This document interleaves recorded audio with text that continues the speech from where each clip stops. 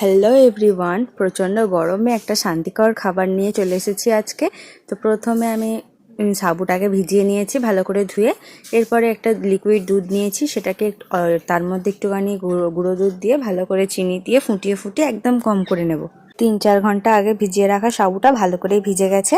এদিকে এবার গ্যাস থেকে আমি দুধটা নামিয়ে এক চামচ করে দিয়ে দেবো সাবুটা দুধের মধ্যে, দিয়ে ভালো করে মিশিয়ে নেওয়ার পর এরপরে গ্যাস জ্বালিয়ে আবারও সাবুটা দিয়ে 5 মিনিট মতো ফুটিয়ে নিয়ে রেখে দেবো ঠান্ডা করতে।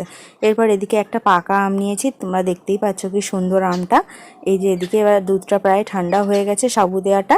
এরপরে আমের পাল্পটা দিয়ে ভালো করে মিশিয়ে নেবো। কিছুক্ষণ মেশানোর পর তোমরা দেখতে পাবে একটা সুন্দর একটা কালার এসে গেছে। আমটা যতটা ভালো হবে কালারটা কিন্তু ততটাই সুন্দর আসবে। দিয়ে ওপর থেকে কিছুটা আম কুচনো ছড়িয়ে দিলাম। রেডি আম সাবুর পায়েস। ভিডিওটা ভালো লাগলে লাইক করো, আমার চ্যানেলটা সাবস্ক্রাইব করে দিও, আর এটা ঠান্ডা করে খেও, দারুণ লাগে।